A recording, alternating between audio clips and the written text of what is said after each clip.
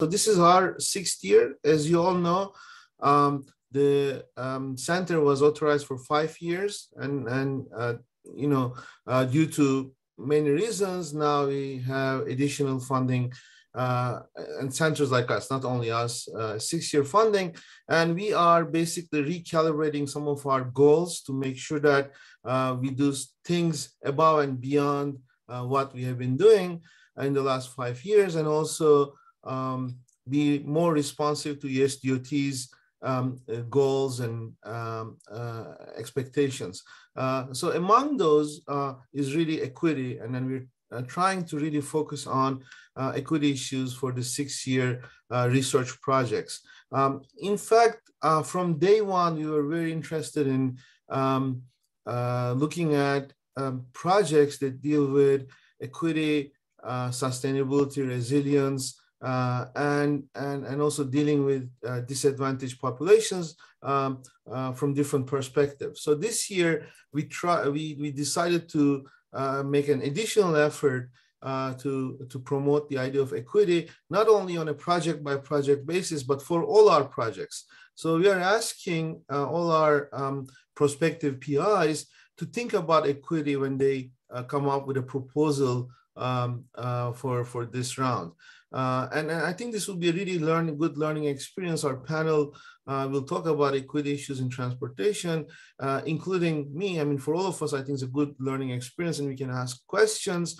And then maybe we can use this opportunity to start a more involved discussion how to really have equity as part of the one of the main goals of our projects for year 6. So I'm really excited. I think this is going to be a really good panel. I'm also excited that we'll have many more projects dealing with important issue such as equity. So with that, I'm just going to let it, I don't know if it's Molly or Shiri, this is like I'll give the baton without dropping it. So let's let you guys run with it, all right? Great, thank you. So like Khan mentioned, equity is really sort of the overarching priority for the USDOT. They've said this in a lot of different ways and shown it in a lot of different actions. So I won't read you this quote, but I just sort of wanted to put it up so that we could really showcase that like this is clearly something that's very important to them. And it's also very important to us, both because it's important that we align with USDOT and also because, as Khan mentioned, this is something that's been important to the center from its inception. So we're really taking this opportunity to use this alignment to kind of push forward that goal. Again, I won't read you everything that's on the slide, and we will be sending these out after the webinar, so you'll have a chance to look at it more in depth. But I just wanted to put up some of the examples of things that the USDOT are doing to kind of showcase, how serious they are about this. And, there's more information on their website about all of these things. But this is kind of a taste test of the ways that they're starting to think about equity, think about measuring it, think about how they can promote it, especially obviously sort of in the field of transportation. So just wanted to put this out for you guys to take a look at. And there's much more information on their website. So how is this going to play out in C2 Smart going forward? So we've been asking ourselves kind of a few questions as we've been refining our RFP process and thinking about, the year to come. So the sort of 3 big questions we have nailed down, I guess, with regard to our projects is, first of all, how do our projects directly address equity, or what equity performance measures can be included? Obviously, with research, it's not always an obvious sort of one-to-one, like this is an equity project, but we want to make sure that all of our projects are thinking about equity in some way. We also want to ask the question of how does this project work toward addressing USDOT equity goals?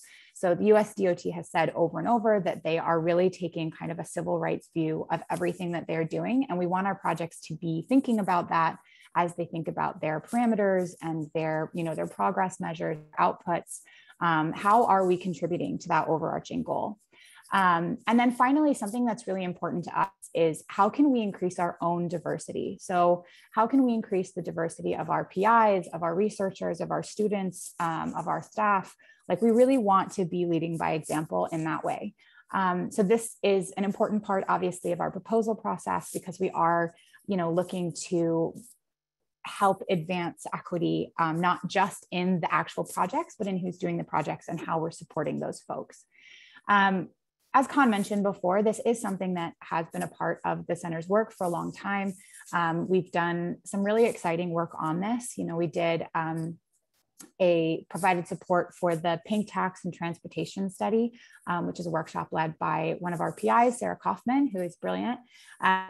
We've been doing work on autonomous vehicle good citizenry standards. So making sure that as we move toward more autonomous and connected vehicles, we are really taking an equity perspective. That was also led by Sarah, as well as our deputy director, Joseph Chow, who is also brilliant. All our PIs are brilliant. I guess I don't have to say that after each one.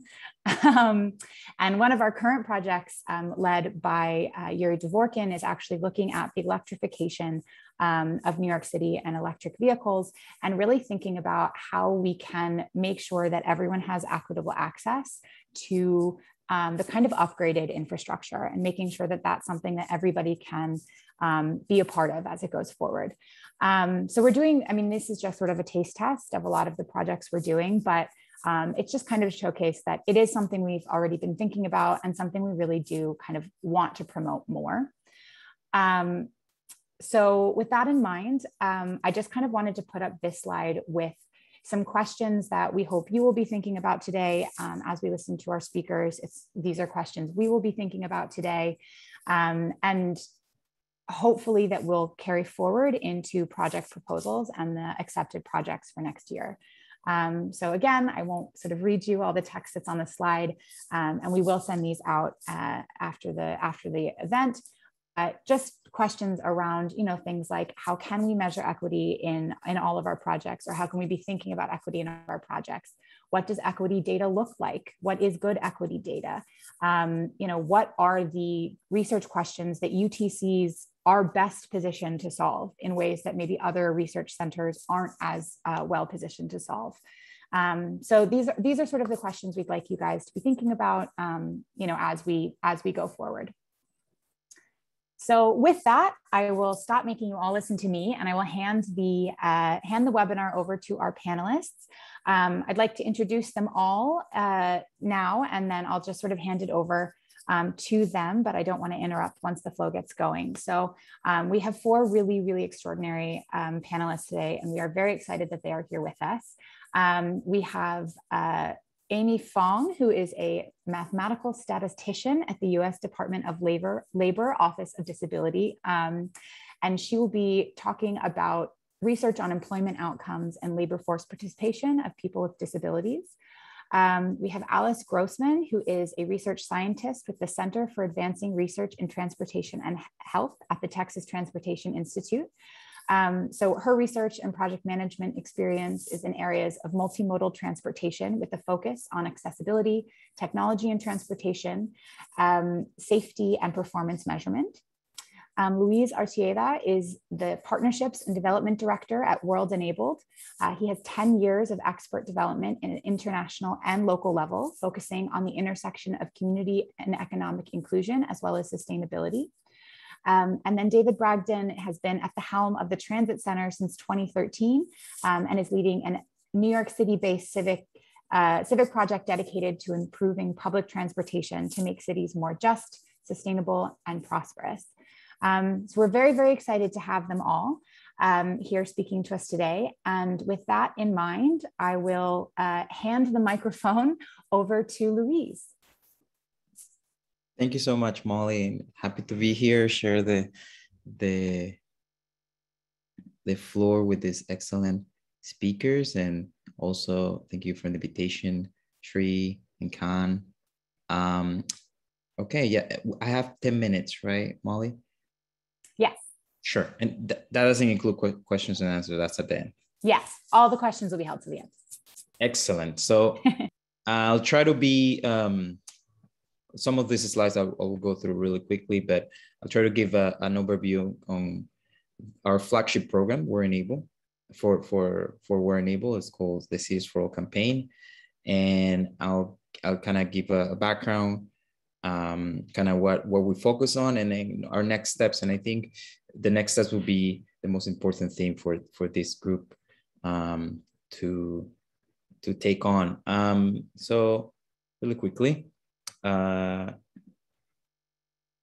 so I like to start with this quote: cities have the capability of providing something for everybody only because and only when they're created by everybody. This is Jane Jacobs. And I'm an urban planner by background. So if any of you in the audience is an urban planner, you would relate to Jane Jacobs and kind of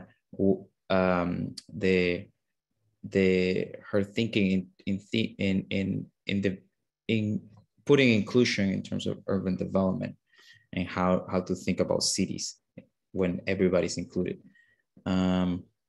So this is a picture of Cities for All. Design works when it creates journey as desirable as the destination. So the destination and taking from one place to another, there's a lot of paths within, and our transportation folks know this really well. And as we know, they call the travel chain, taking from one place to another. Each path that you take, it's important. And We're Enable, what we focus is in inclusion and accessibility. Why? There is these challenges that we focus on are the impacting the lives of persons with disabilities. Why? 25% of all people on earth encounter barriers in cities, either because of aging or disability. The rates of poverty due to limited access of health and education and employment is twice as much to persons with disabilities. And cities forgone income from excluding people with disabilities from employment. That's $2 trillion. So there's some basic facts. We are ruled by kind of, and Dr. Pineda, who is the president of We're Enable, had the honor to be the youngest delegate in terms of negotiating the Convention on the Rights of Persons with Disabilities. Why this is really, really important is because the CRPD is the first core human treaty in the 21st century, and it's a legal binding document. We talk a lot about the Sustainable Development Goals, but even the Sustainable Development Goals are not binding for signatories. Currently, there's 177 member states that are binding to the Convention on the Rights of Persons with Disability. This has shaped and has helped shape the view of disability from a more charity perspective through a human rights-based approach, as well as related to other sustainable international frameworks.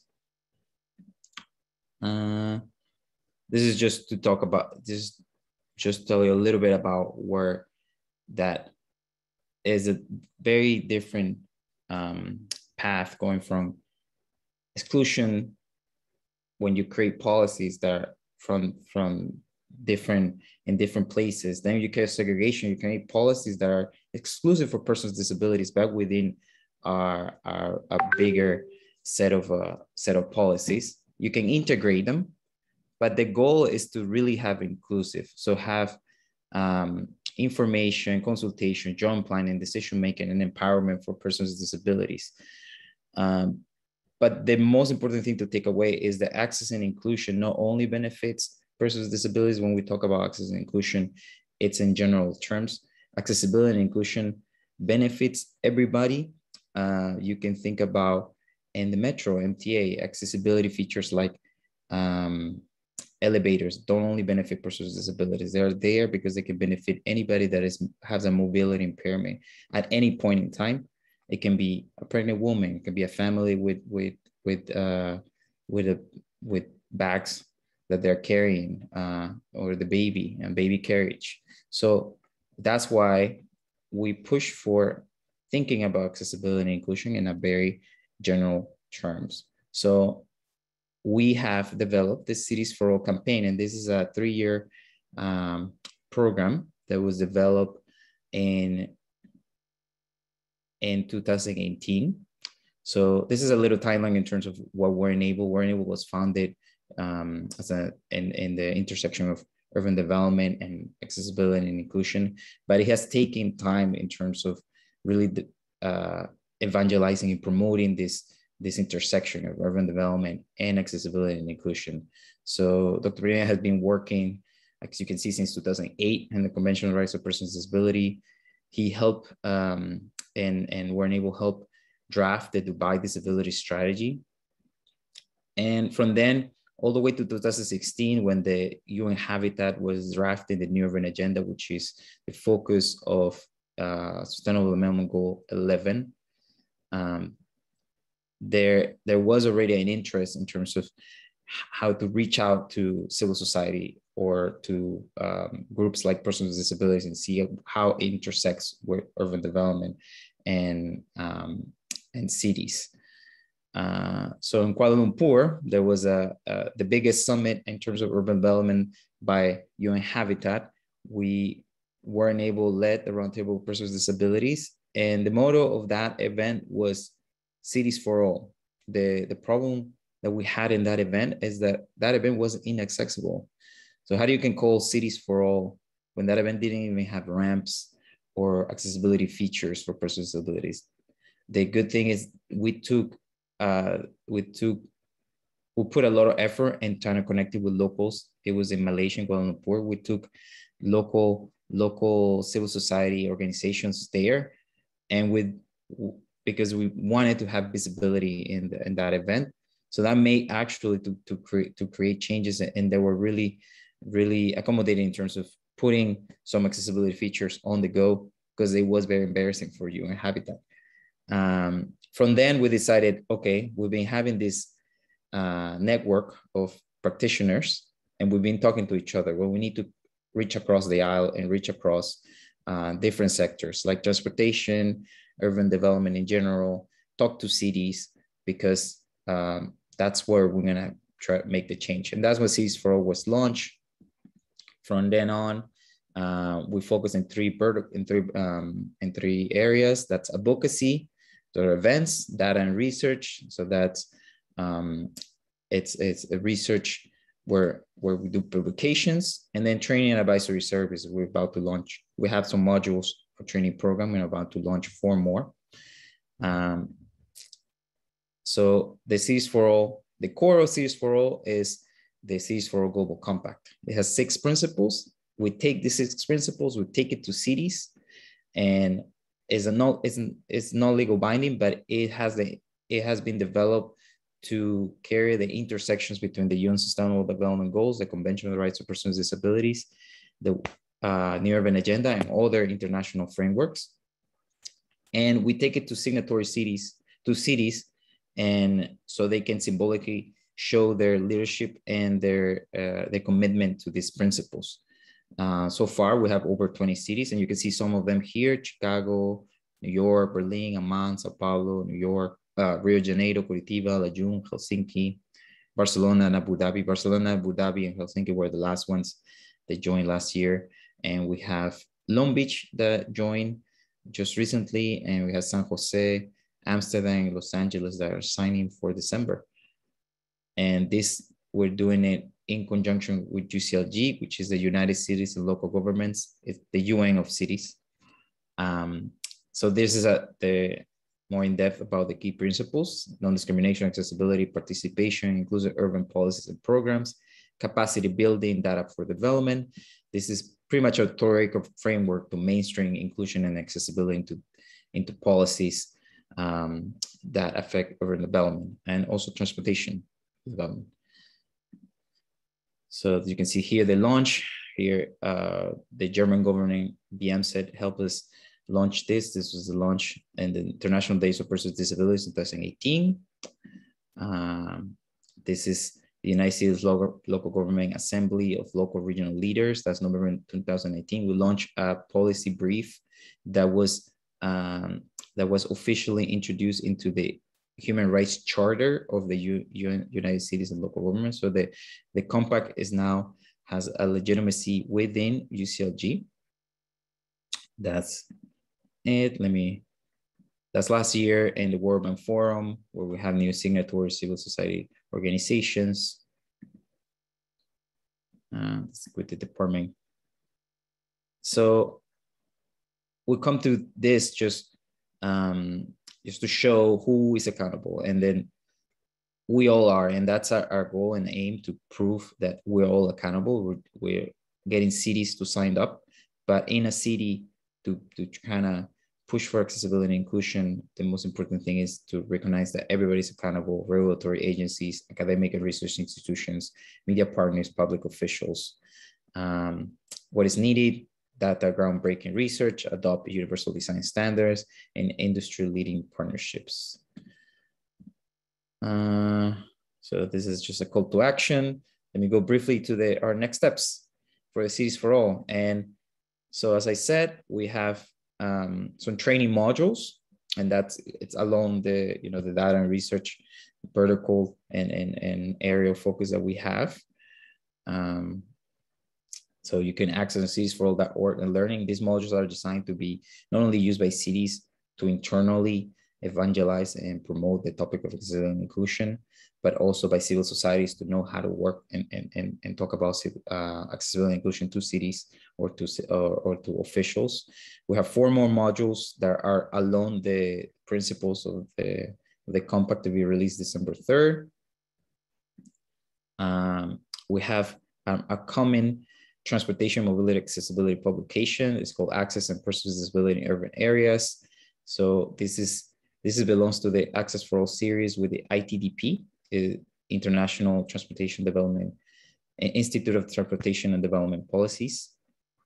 And there is be released February 22, 2022. We're looking forward to build on this resource. It's along the principles as well, and is very comprehensive. So our idea that now that we launched the training program, we're looking into launch intersectional modules, and transportation will be our next one, and to target to do an intersectional module about transportation, mobility, and accessibility. In our modules, we have videos, but we also have deep dives with resources and for developing more knowledge. We also partner with cities. The first city in order to develop targeted research is Amsterdam in Netherlands. So we're launching the Amsterdam for All with them, with the CTO office, with the CIO office, the Chief Innovation Officer. And we are starting now with a 3-year project in terms of developing tools that we're using AI to map mobility and sidewalks in Amsterdam. So this is a very good opportunity. We'll be open to have some partnerships with anybody interested in terms of collaborating for research. So we're just starting this, but it's going to be a 3-year ongoing commitment. And I will let some links here in the chat box for everybody. And yeah, and that's it. We just have 2 events coming up. The November 14th and December 3rd, where we're celebrating the 3rd Cities for All anniversary and the International Days of Persons with Disabilities, the launch of the full training program. So anybody that it's willing to join or want to join, it's invited. So that's it. Thank you, Molly. Sorry, I've run a little bit over. That's okay. Thank you so much. We really appreciate your time and your presentation. So after Louise, I'm going to now hand it over to Amy. Great. Let me pull my slide up. And Louise, so glad that I get to present right after you, because it was really interesting to learn about some of your work with Cities for All. I hope that some of the things that I want to go over in my presentation can reinforce some of those principles that you're talking about with inclusive design. Let me see.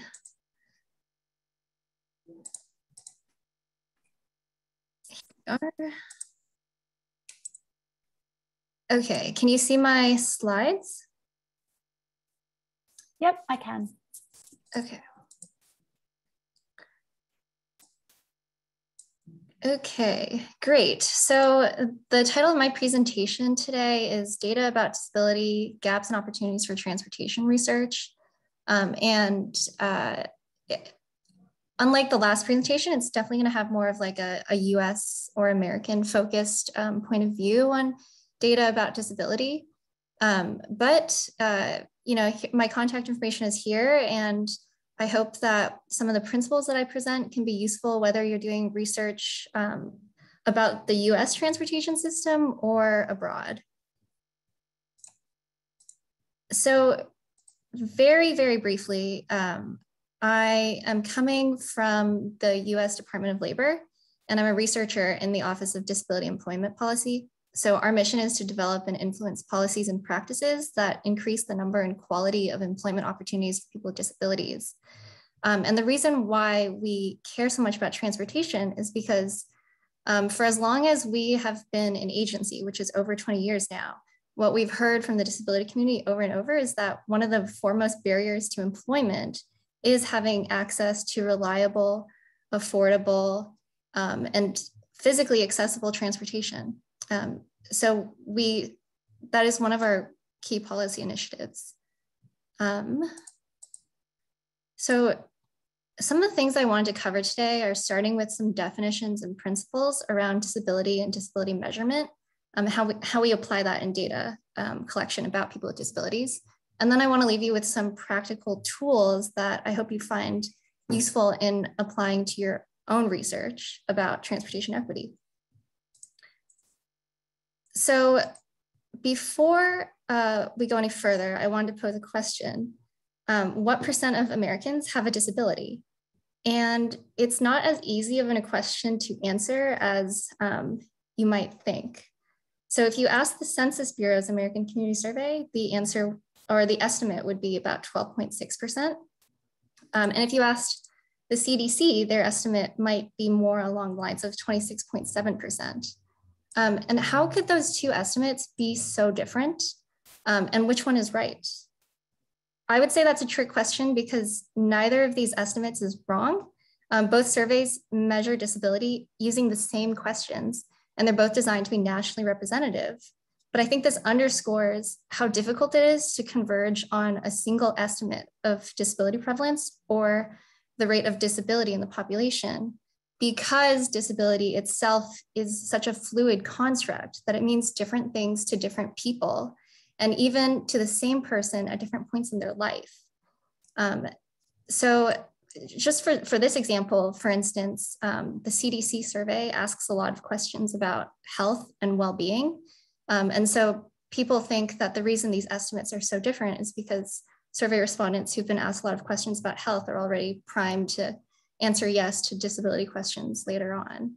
My advice is if you want to cite one of these, just be consistent. So if you're going to use Census Bureau data in your research later, cite the Census Bureau's, the same survey for your estimate of disability. And of course, be clear about where you got that number from.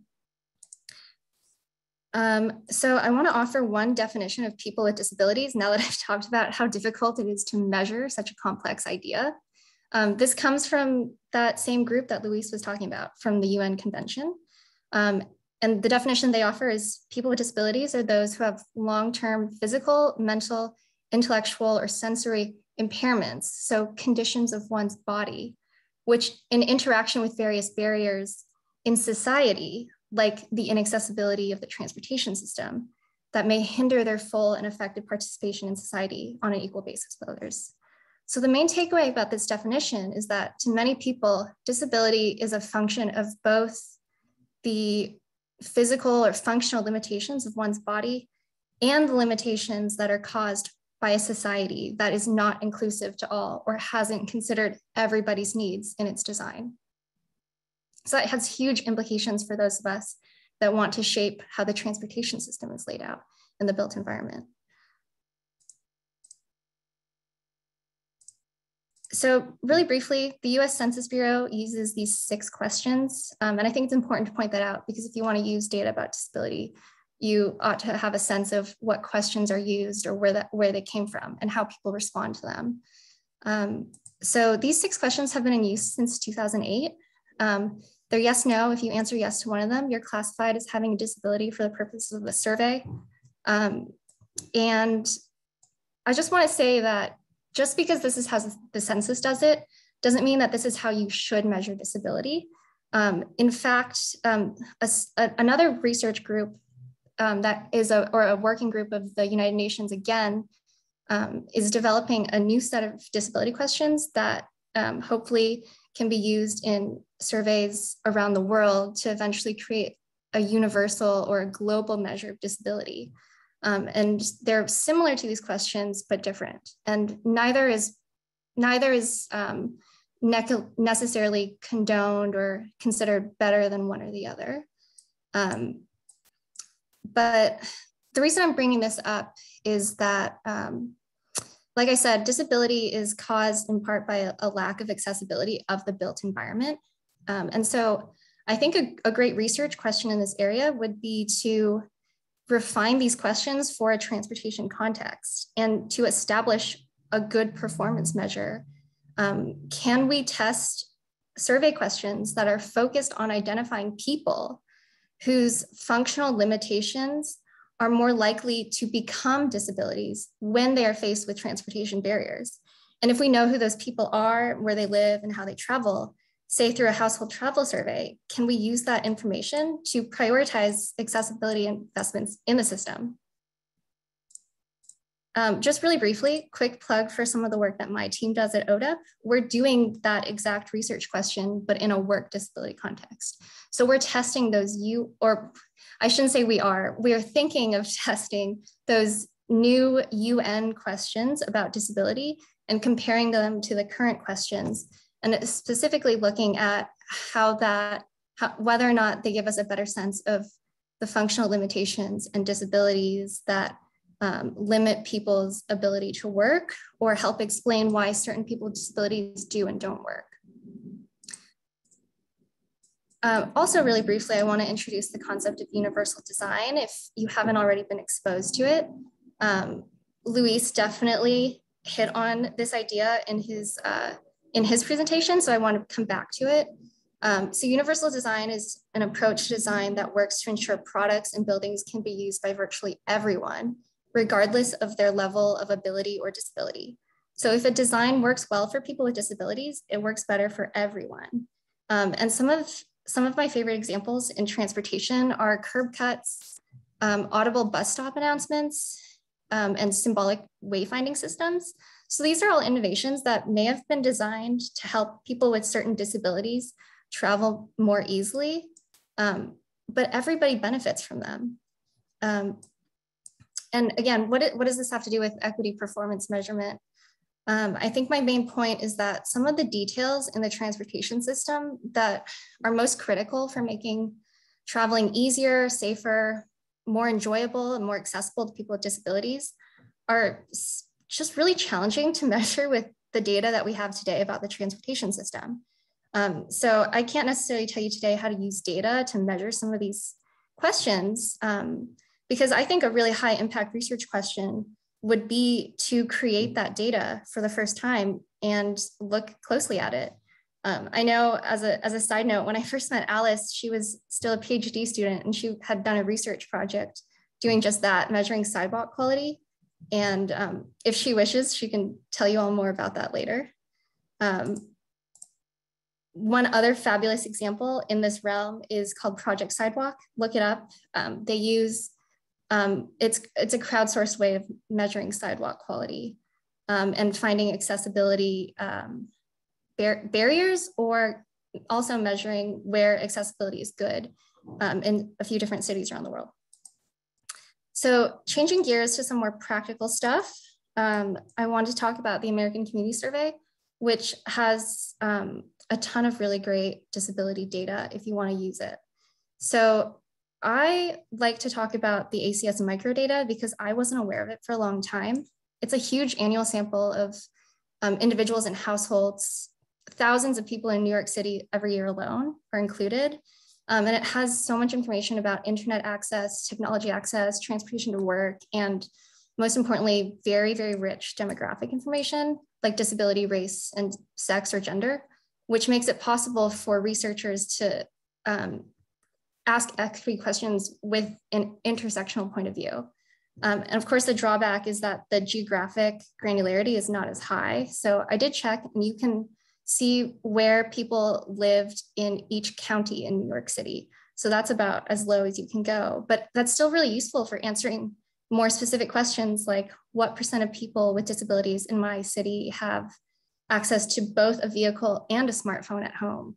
Or what % of people with visual impairments in my city have access to home internet and a smartphone and a computer and tablet in my home? Whereas with the ACS summary data on this other column, I think this data product from ACS is used more commonly in transportation research because it offers better geographic detail, sometimes at census block level. For my purposes in disability research, what I found is the highest level of detail you can get for disability prevalence is at the census tract level, and only if you use the 5-year data. So keep that in mind. I still think the tract level data for disabilities is still really useful in spatial analyses. Just keep that in mind if you tend to use with the block data for other demographics. I think this kind of thing would be perfect for doing your kind of like accessibility analysis, like what % of working age people with disabilities live in a census tract where at least 10,000 jobs are accessible within a 45-minute transit commute, that sort of question. One example of some research questions that I like to ask with the microdata are looking more closely at people with disabilities, right? Because if you really want to do research about people with disabilities, you need to be more specific than just that, or even just people with a certain type of disability. It helps a lot if you're going to design a solution or a technology to understand some of the other characteristics of your potential users. So I found it fascinating that in a lot of parts of New York City, 1 in 5 people with disabilities also have limited English proficiency or don't have home internet or a computer or smartphone. What does that say about their digital literacy and who you would reach with online outreach, or if you were developing a smartphone app that was meant to help people with disabilities travel more seamlessly? And then I also wanted to show an example of some of the things you can ask using the ACS summary data. So I broke this down by the county level in New York City, but you can also look at the census tract level. This was just to, still gonna throw a lot of numbers your way, but fewer numbers. So I think this slide does a good job, or I hope this slide does a good job of showing to you that disability is not a monolithic identity. Disability is really diverse in itself. And it varies not only by where you live. If you look at these different counties in New York City, the disability prevalence rate is much higher and lower in certain parts. And it also varies by other identities that you may hold, like your race and ethnicity. So you can see just between these 2 counties in New York that have similar disability prevalence rates overall, the disability prevalence among Black people, Native Americans, Hispanics is a lot higher in New York County as compared to Kings County.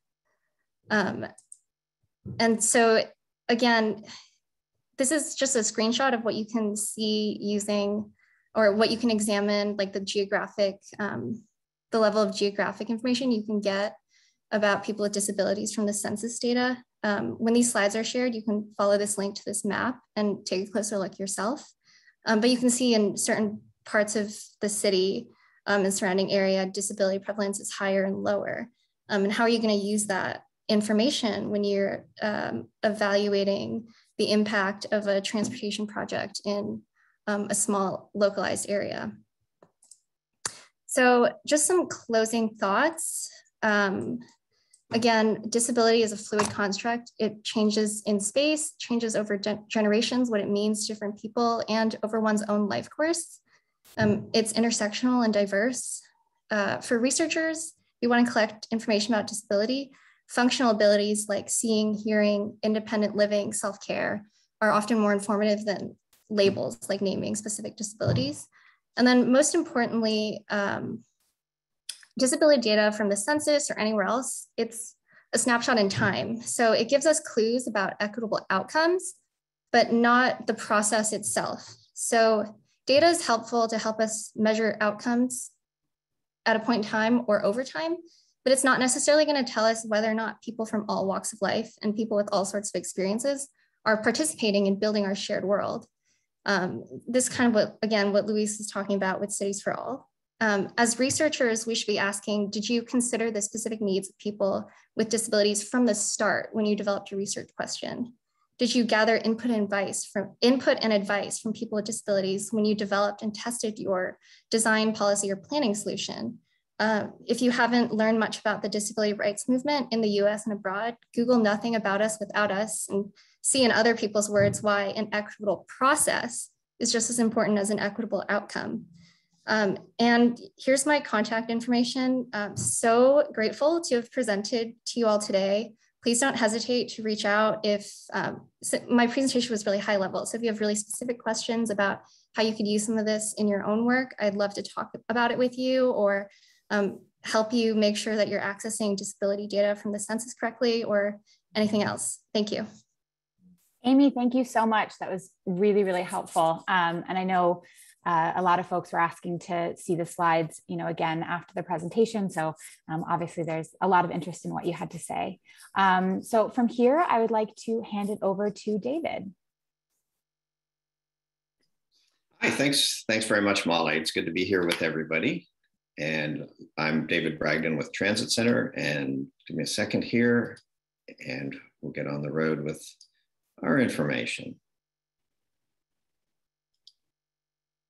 Great. Well, again, thanks for having me here. I'm going to discuss several different projects that we've had at Transit Center in terms of not only measuring equity, but also proposing policy solutions and changes in agency practice, changes in federal policy, and changes and approaches to advocacy on these issues. Just by way of introduction, Transit Center is a civic foundation, and our mission is to improve cities, improving them by, we define improvements by cities that have more equitable access, as well as more sustainable carbon profiles in terms of environmental quality.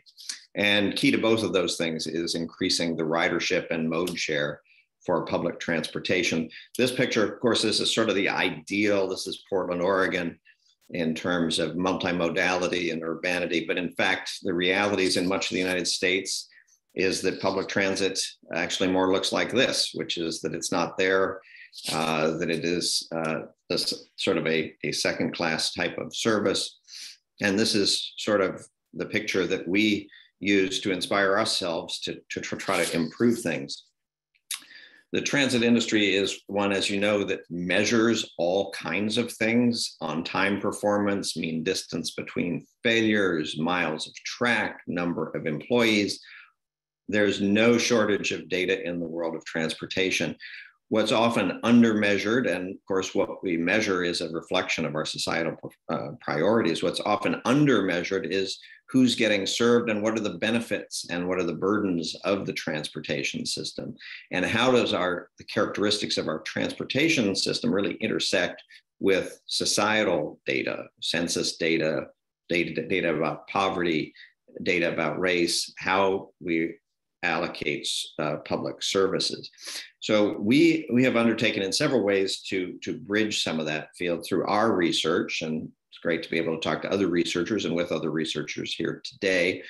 Some examples of our work can be found on our website that involve rider surveys and other tools to improve agency performance, particularly in terms of being more responsive to riders. But what I wanted to dig deeper into today is our topic and on equity in terms of racial equity, gender equity, and the equitable provision of service. In 2018, we released Inclusive Transit, which is a report which really documents the current federal rules, specifically around Title VI, which and then also profile several agencies around the country, such as King County Metro or Metro Transit in the Twin Cities, others who are really going beyond the minimal requirements of Title VI. And what we really identified as sort of shortcomings in the current federal regulations and laws, which date to the 1960s, it's a very legalistic, compliance-minded sort of approach that instills in the agencies a check the box and minimal compliance sort of approach. It really only applies to changes in service. So the existing disparities in service, which are enormous, can continue unchecked and unexamined. As long as they keep doing something that's, if the agencies are doing something that's inequitable and unfair, well, they can keep doing it as long as they've been doing it consistently up until now. So there's really no incentive to improve on negative conditions under current. What our recommendation to agencies and is that really what's needed is a more proactive and positive approach toward furthering equity and actually increasing, in our view, equitable access being one of those measures. Now, to say you're going to increase equity really does require the ability to measure that and have some quantitative means of doing so, as well as a means of sort of setting aspirations. So this year in June, we released a tool which is available on our website that really, the purpose of which was to look at the actual societal outcomes, not the on-time performance of the transit itself, not how many miles of track there are, but the actual outcomes in terms of benefits to the citizens, and specifically looking at those residents and slicing and dicing relative to census data on race, in terms of gender, in terms of impact. Another difference in our approach on this, as opposed to some of the conventional approaches, that we really are focused on the outcomes for people, really focused on those demographic groups that I just talked about, and not just on particular agency footprints. And so we operate at a regional scale in the 7 largest ridership regions of the country: Los Angeles, San Francisco, Chicago, Boston, New York, Greater New York, Philadelphia, and the Washington, D.C. area, including Northern Virginia and Southern Maryland, where multiple agencies are operating in the same area. And so our analysis takes that into account and looks at conditions, particularly important since there's such a growing suburbanization of poverty, such that, you know, looking at Northern New Jersey is an important part of the picture for New York.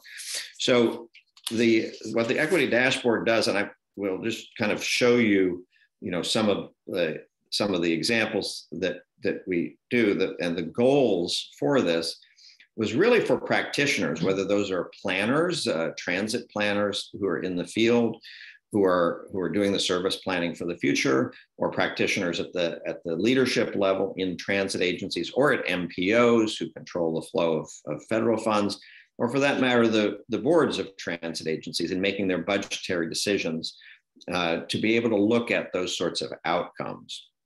So that it's a decision support tool for those agencies. It's also a diagnostic that transit advocates can use, the press can use, to say, here's how an agency is performing in terms of its outcomes for residents.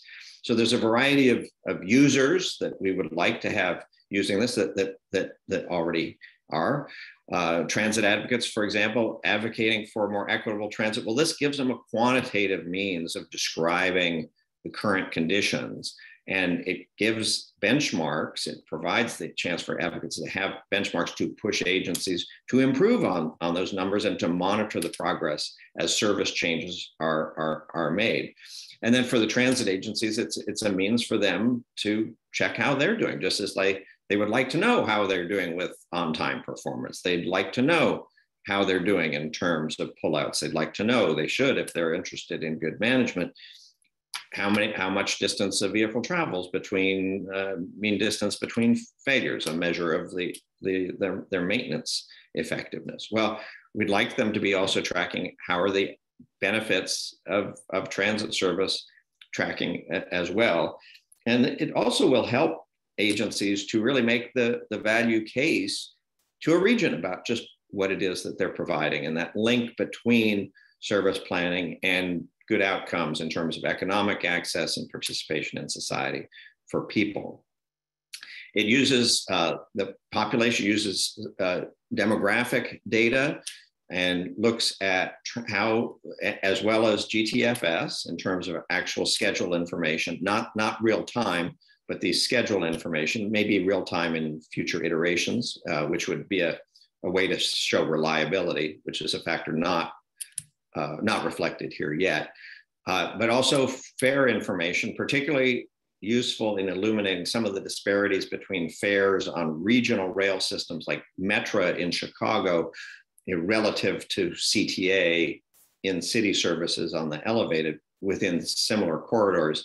They charge differing amounts. This is why this tool it's helpful to have a measure on the fare, because and we were able to use this tool to say, well, in corridors where the fare is above $5, for example, here's what it does in terms of access to people that don't have that type of liquidity to. And then we also are, of course, comparing things to our main competition, which is the automobile, which of course the automobile is maybe the most inequitable transportation device foisted upon us in terms of the enormous ownership and insurance and operating costs and of the automobile. And of course, that's a terribly inequitable outcome, that if the transit system is failing and forces people, to, particularly lower income people, where the cost of ownership and operating a car at, depending on where you are, $8,000 to $12,000 a year, can be an enormous share of a lower income person's income, household income. So just some sample findings, and you can really go online and kind of play with this and see the world in a lot of different ways. That some of these outcomes, for example, when we look in the New York City region in terms of the accessible access to jobs, and again, access to jobs is only one of the dimensions that we really talk about here, but there's a very big difference in the number of jobs that a Black person in the New York City region, for example, can access in 45 minutes by transit relative to the average white person. Very, very big difference on racial grounds. So that's the sort of example that's the sort that this tool can be used for. It can be done on any one of a number of different bases. And as I say, the journey to work is just one piece of this. There's also ways to look at access to hospitals. There are ways to look at it for access to other types of facilities to really participate fully in civic life. So that's a brief description of that one tool. There are others that are on our website, including a recent publication that we just put out 2 weeks ago, which is about the tools that agencies, transit agencies, city DOTs, policymakers can use to really make their agencies more responsive in this regard, and others. And then I will also put into the chat, I'm pleased that this discussion at the initial, Molly was talking about the US DOT interest, and there was a request for information from US DOT earlier this year about metrics around equity. And we made some suggestions and comments on that, which I'll put into the chat. You can see our testimony. It's not live testimony, it's written submittal. And there's currently a US DOT circular out right now asking for comments with regard to the guidance that US DOT FTA specifically gives to transit agencies. And there's information about that on the US DOT, the FTA website under Justice 40. So if you're interested in the intersection of these agency practices with the federal regulations, certainly do take a look at that as well. And I'll put that in the chat. So thanks. I look forward to hearing the remainder of the program and responding to questions. David, thank you so much. That was a wonderful presentation. The Transit Center does really fascinating work. So it's always a pleasure to get to hear more about it. Okay, so then I will now hand it over to Alice.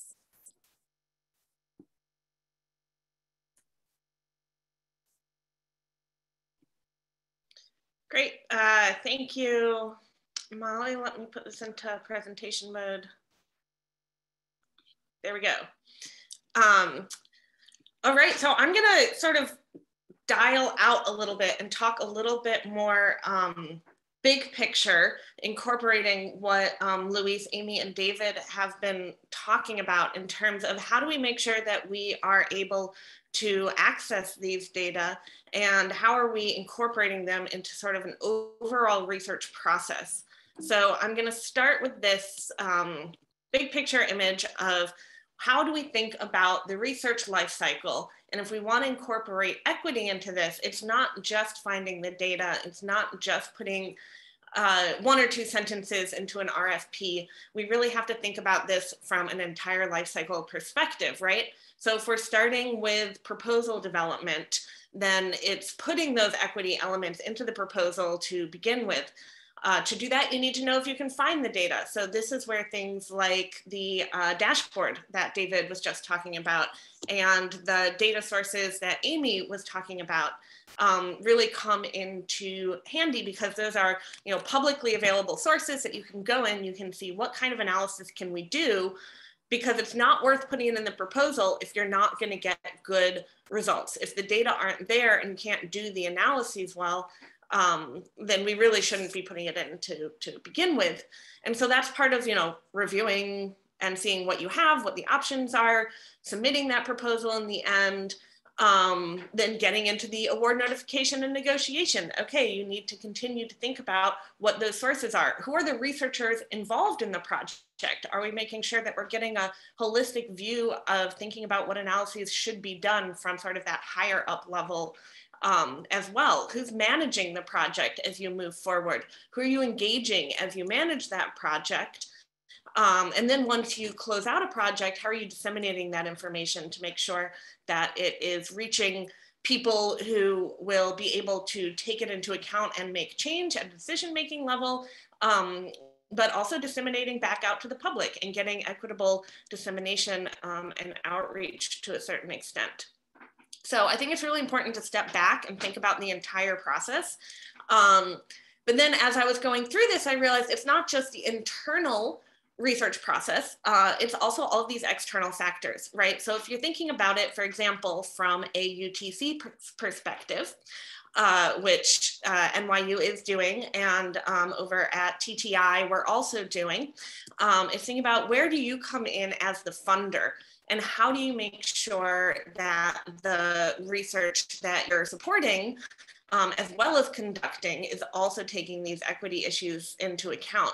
So just developing that RFI and RFP, you know, David just mentioned that DOT had a RFI earlier this year for their equity data. They can't even put out RFPs yet because they need to get that information and that input. So they're taking that first step to make sure that once they develop the RFPs, they've got the information behind it to be able to incorporate those equity elements. And then also thinking about who's reviewing the proposals. This is incredibly important. I was working in one of the program offices at NOAA for the last year before I started with TTI.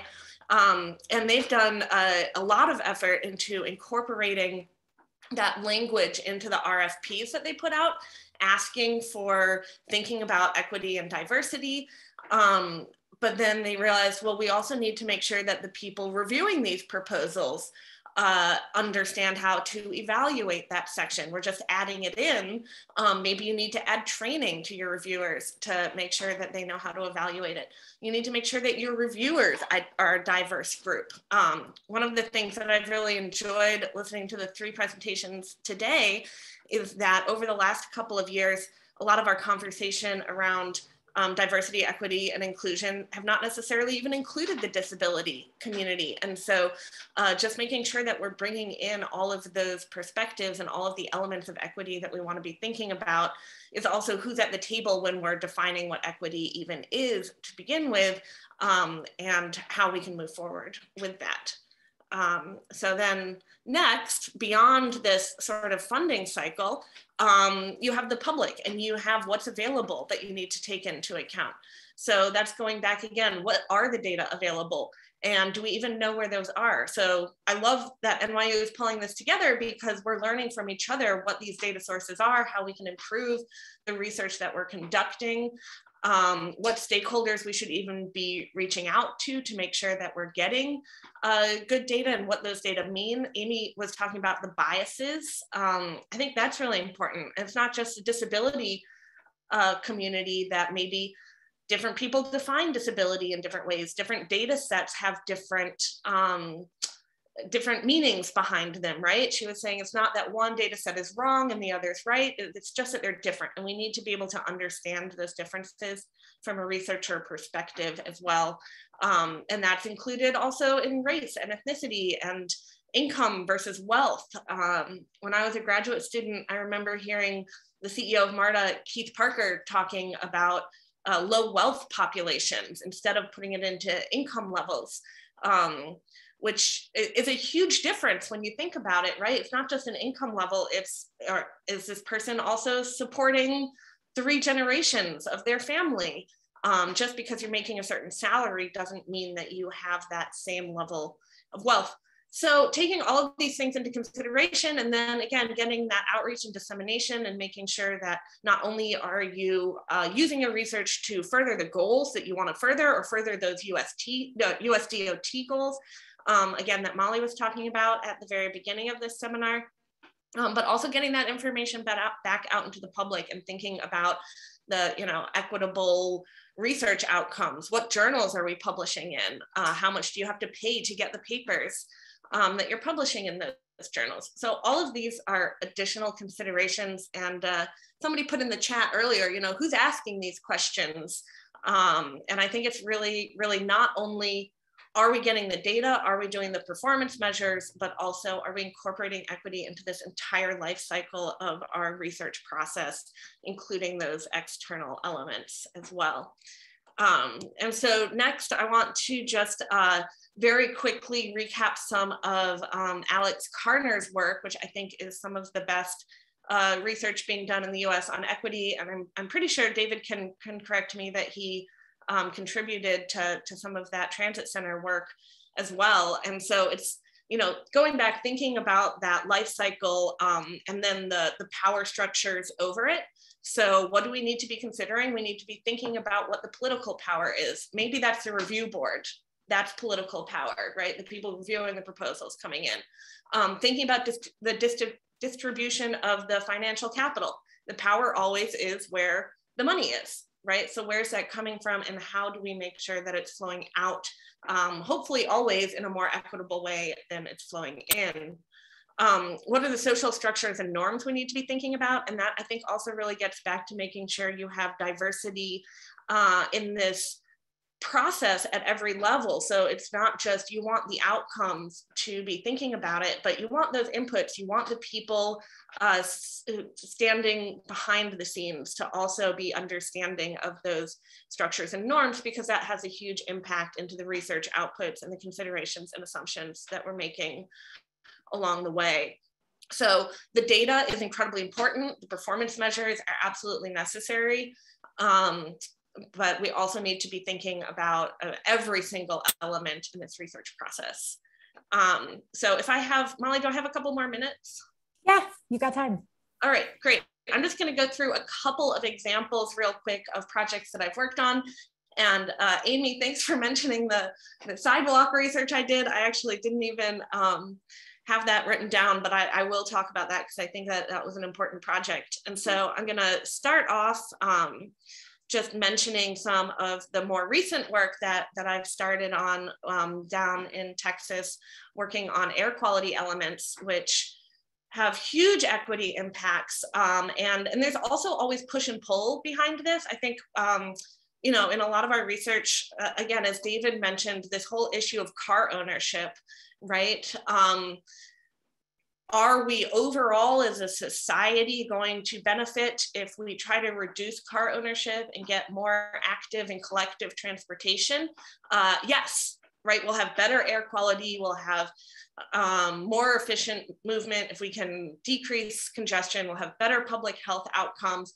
But when it comes down to it, if you want to increase access and mobility, on a personal level, car ownership is the best way to do that, right? And we've seen studies that show that. And so how do we sort of try and find that balance of increasing equity in all of these other elements of congestion reduction, public health, air quality, affordability, but then also the equity outcomes that we want in the mobility and access space, which is really who has access to different types of modes of transportation. And sometimes that's going to be a car, and cars are incredibly expensive to own and operate. Same thing, we're starting up a huge push for electrification. And again, I think this ties back to things that USDOT really needs to be thinking about when that's one of their priorities. And then also incorporating equity and thinking about equity elements is one of their top priorities. How do we make sure that if we're rolling out large charging networks, that we're thinking about all of the secondary equity impacts along with that as well. And I just wanted to throw this map in here too, to talk about, again, some of just like a very clear, what data can we use? How can we visualize these equity impacts? So this is looking at childhood asthma rates and poverty levels. So just public health data right on top of air quality emissions data.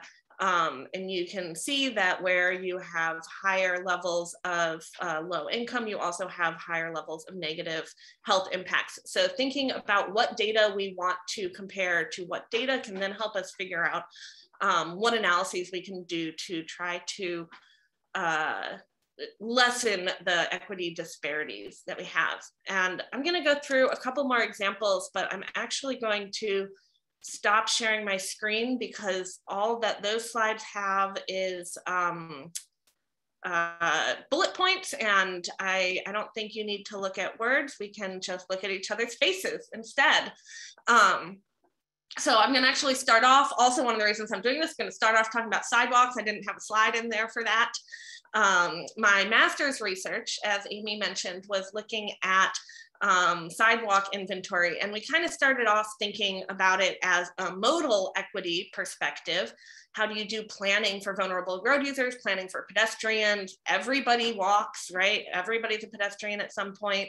And when you look at the infrastructure data that we have in transportation, especially when I started doing this about 10 years ago, there were very few cities that had any sort of asset management data for their sidewalks at all. They didn't know where they were.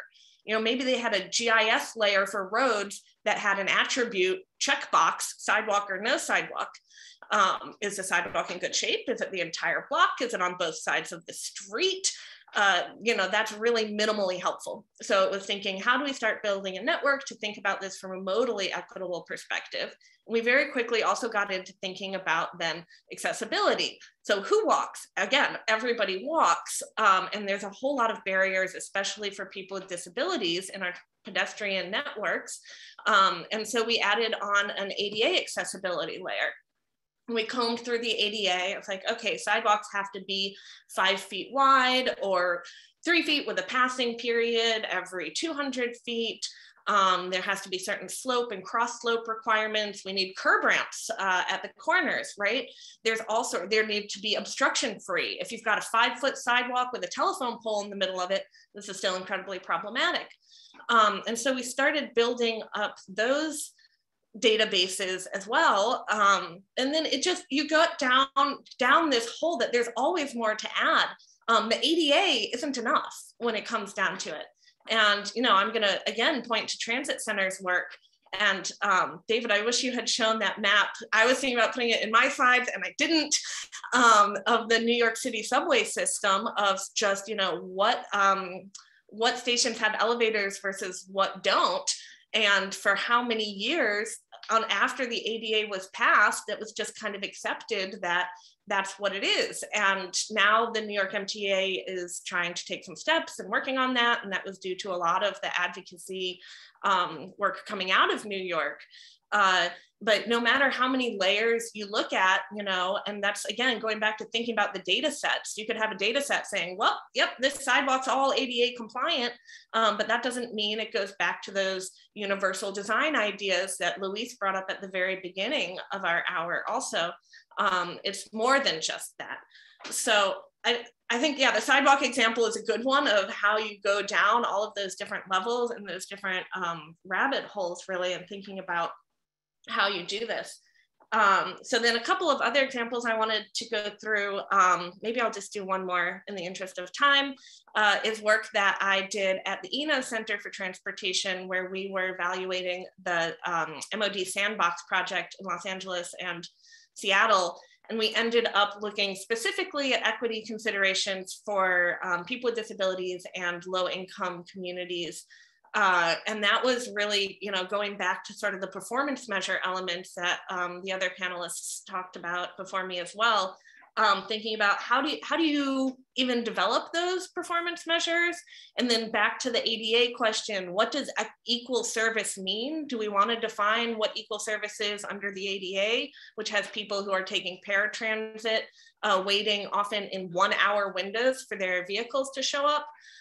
No, actually, that's not how we wanted to define equity, right? And so then we had to work, and that gets back to that stakeholder engagement element. We had to work with the transit agencies. We had to work with the ridership communities, the disability community, all of these people, sort of what does equitable service mean to you? And then also just look at those ridership data and sort of evaluate there. Is, non-wheelchair accessible vehicle wait times of 8 minutes with wheelchair accessible wait times of 15 minutes on average. Is that equitable? If we're seeing the ridership and people are getting the access, and that's the best that the mobility on demand service provider can do under the budget, maybe you decide it is, maybe you decide it's not, right? So a lot of these things are a lot more subjective, I think, than we think they are, and it requires the underlying data. And so I'm glad that we've got a whole lot of those data sources under our belts. But I just think that, making sure that we're taking a holistic perspective and thinking about sort of some of these qualitative elements as well as the quantitative elements is also an important element here. Yeah, Alice, thank you so much. I think that's a really good point to, sort of conclude the presentations on, just that, looking at both the qualitative and the quantitative is incredibly important when you're dealing with questions of equity. So I'd like to move in now to the Q&A. We've had folks submitting questions, which we really, really appreciate. And I'm going to put up the slide that has some of our resources that we listed. When we send this presentation out, I will also add in the links that our panelists have shared. So you will be able to access those later as well. So I just want to take a couple of minutes, like I said, and ask some of these questions.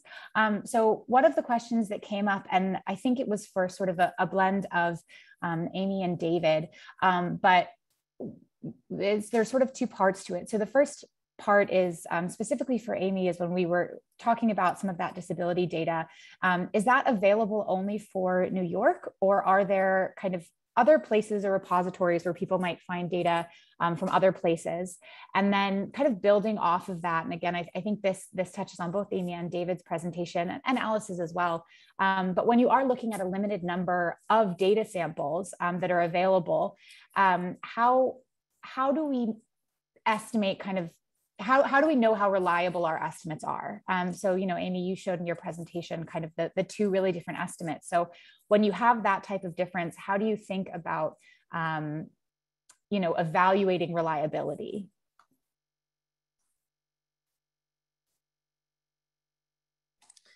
Well, the first question I caught in there was about the availability of disability data across the US, and it depends on what you're looking for. So if you just want an estimate of the number or the rate of people with disabilities in a census tract, you can find that information for anywhere in the country. And you can even go more specific and look at the number of people or the rate of people of color that have disabilities, or people in different age groups, or people who are male or female. And that's all available open source through the census. I know I glossed over it, but there are a few different ways to access that data. And in the slides, it points to an R package that's a wrapper for the Census API. And then there are other ways on their website as well. For some of the more specific data, like which people with disabilities are more likely to have internet access or broadband internet access at home or a smartphone, that sort of thing, the level of geographic, the geographic granularity depends on where that person lives. So if they live in a city like New York City, you can go down to the county level because it's so densely populated. But if we were looking at people who lived in a rural area, you might only be able to go to like a public use microdata area, which is around 100,000 people. So that can be, in rural areas, that could be a really wide swath of land. And that actually, I guess that leads into the second question I caught, which is really great. I mean, if you look closely at estimates of disability prevalence, the standard errors can be really high sometimes. And that's because sometimes in a sample, there aren't a lot of people that do respond as having a disability. And so it's just not as high of a confidence of an estimate. As for what you can do about that, I do recommend, if you're going to make a claim that, say, people with disabilities live higher rates of poverty or something like that, you really ought to do statistical testing, because sometimes the estimates are higher for people with disabilities just because fewer people responded, or there's sampling error. So that is something to be really cautious about when you're using data about smaller and smaller subsets of the population. Great, thank you so much. Okay, so this next question, I think Alice and Louise, you might be sort of best positioned to answer, but one of the questions was, what are some common mistakes or pitfalls when you are thinking about equity and when you're thinking in particular about measuring it?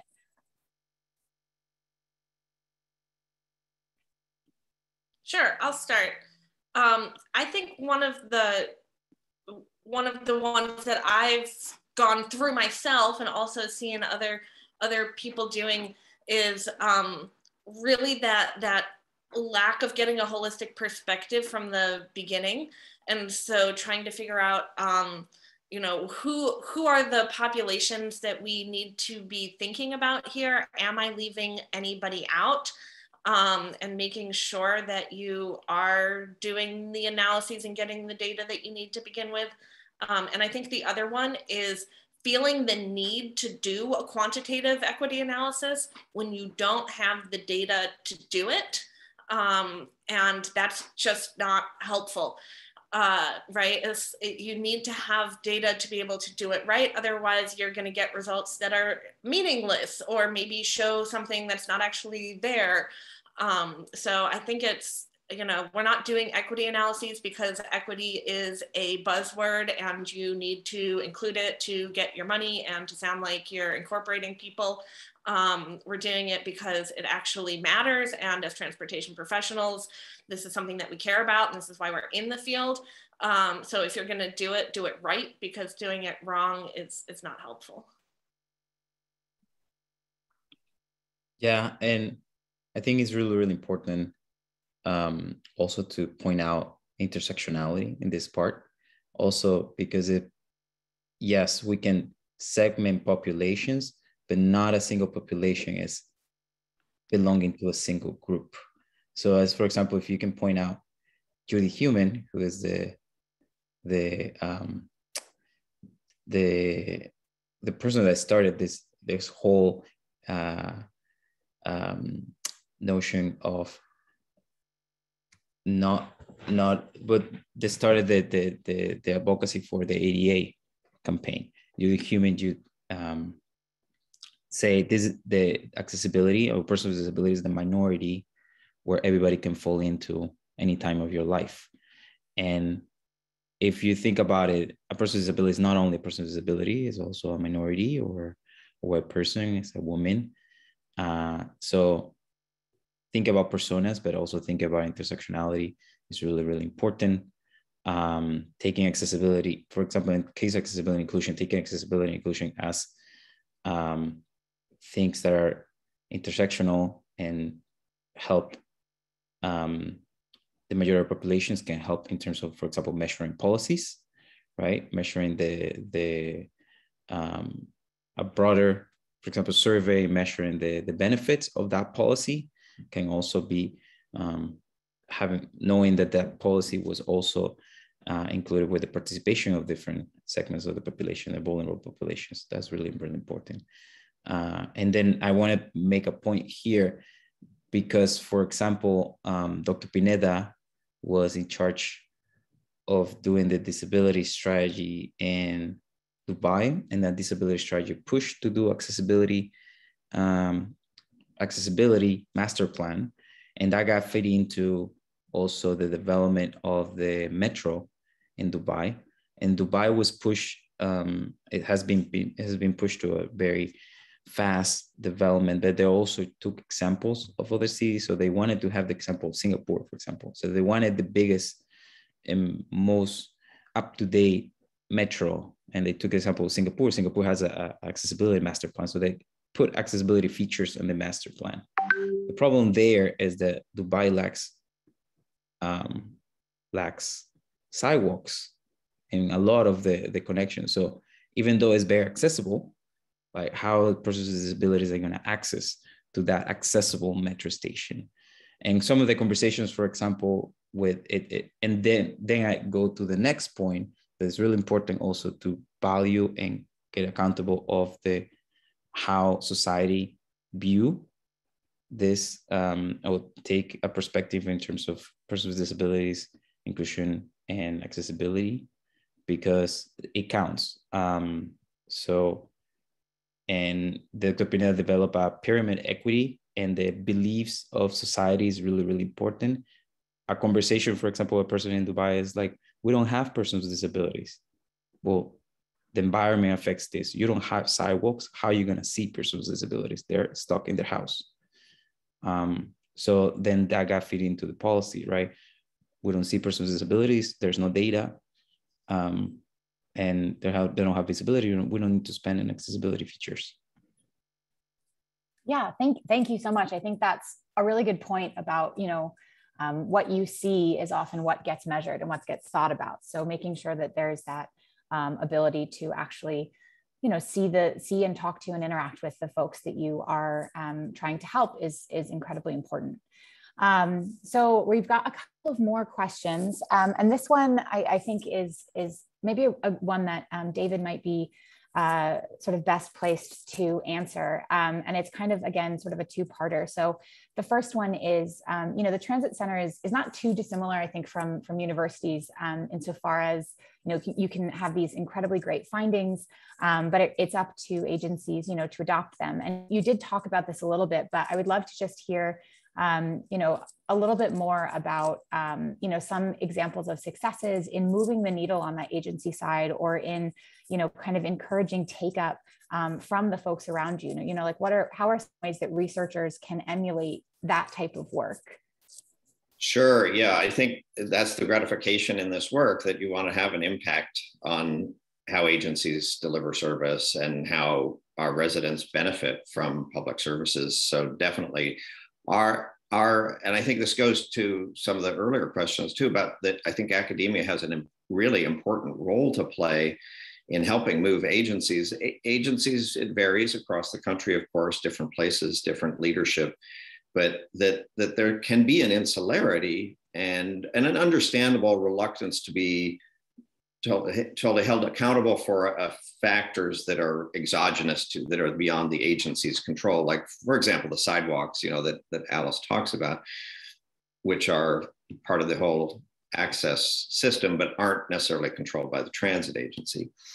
But by introducing those elements as part of the conception of how do people have a multimodal trip, it's actually could be, a beneficial sort of bolstering sort of case to making the case for transit. So what I think academia can do, and what we try to do, is sort of break the insularity of some agencies that really are focused on their own attributes or their own characteristics, whether it's punctuality or the myriad of other things, and introduce other data sets, other considerations that have the societal impact that, again, are factors in the environment that the transit agency doesn't control. So in terms of specifics and in terms of agents kind of on the uptake, I would say, San Francisco Muni, for example, particularly at the height of the pandemic, use this type of approach to prioritize service reallocation, and was able to say and be very explicit with the public all across the board that, okay, these neighborhoods that are populated by software, I would say, white collar, except that it's San Francisco, they're not white collar, they're wearing hoodies or t-shirts, but they're making $500,000 a year and they're working at home, they're looking at the screen. You're not going to have much bus service for the next 3 months, folks. And here's why. It's because we're moving our service to these other corridors where the essential workers live and need to go. And so that's an example of an agency that really was on it. The MBTA in Boston, similar sort of orientation, real-time sort of, an adaptation of the route network based on demographic data, employment data, poverty data about, where the workers are, where the riders are. So LA Metro is starting to make moves in that direction as well. Those are, and then the references earlier to what there was, a change in leadership at the MTA on accessibility issues in response to the civic pressure. I guess that's really my final point, is that getting this information into the hands of civic activists and residents and riders is really the key, because like I say, while some agencies have leadership that will adopt these things because they know it's the right thing to do, that's not invariably the case, and that agencies respond to that external pressure. So any links between academia and civic activism, I think, can help to move that along. Great. David, do you mind, sorry, Molly, David, do you mind just kind of, some of our researchers are here, faculty, PIs, et cetera. So maybe in your knowledge of New York and other cities that are represented here, we know some of the great organizations that are out there. Anything you'd like to share in terms of what Transit Center is looking to do next, or other organizations that might have some synergies with our folks? Sure, and in terms of the advocacy organizations, in Greater New York, the ones who are really doing community organizing on the ground that we work with, the Riders Alliance of NYC, Tri-State Transportation Campaign, Strap Hangers, which is a division of the Public Interest Research Group, New York PIRG. So those are the groups that represent riders in terms of the turning people out to MTA board meetings. In terms of the focus, now that some of the immediate fiscal crisis, of the pandemic seems to be passing, and that there's some breathing room because of the MTA has sort of unfrozen their process on bus network redesign, which I think that's a very important initiative, has a huge equity component. And in fact, I think now having been through the experience of the past 2 years, and again, sort of change in leadership in Albany in this case, is really have made some signals that prioritizing equity will be part of the bus network redesign process, which frankly, the MTA wouldn't have said that out loud 3-4 years ago. So where those routes go in Queens, Brooklyn, the Bronx, that's going to be a very important thing to watch over the next, it's really in the works right now. And then with Mayor-elect Adams coming into office, there's a similar scrutiny or opportunity on the bus lanes and allocation of street space for buses and the bus stop environment and all of that. So I think those are key areas that I would be focused on in terms of the New York agenda. Great, thank you so much. So we're going to do one sort of final question, but I just do want to let everyone know that if your question didn't get answered, there will be a form that we'll send out after this webinar concludes, where they'll have a space that you can put it in, and we will try to get back to you with those answers. But so my concluding question is actually selfishly very related to sort of the second half of the webinar, which is what are the research questions that are relevant to solving these problems that might be able to be tackled by students? And that's for anyone. Yeah. I think data collection is a huge one because we can't do these analyses and we can't figure out where the needs even are if we don't know what the problems are and we don't have that information.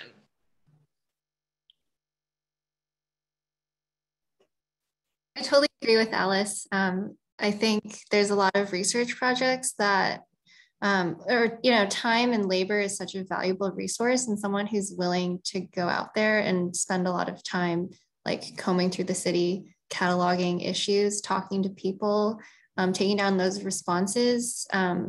Sometimes it's not easy to find or pay a professional to do that. It can be really expensive, but if you have a passion project and you take the time to follow through on it as a student, I think it would be a really great learning experience and also have a really great public benefit.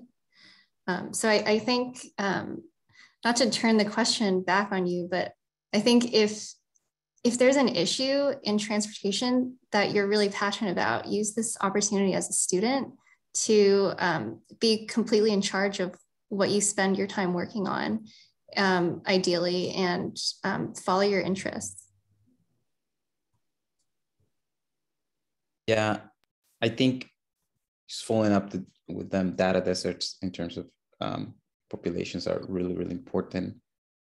But I also would connect kind of if there's any research that you can follow up in terms of connecting data and innovation. What are the tools and the technologies that can be used to produce more uniform data and data for solving issues in terms of equity? And I know C2 Smart have worked with the MTA to test some tools for example, persons with disabilities in the case of accessibility and inclusion. So I think targeting innovation, and now that we're a very innovation-centric society, make sure that innovation is not technology for technology's sake, but technology for solving human issues, being human-centric and innovative-centric at the same time.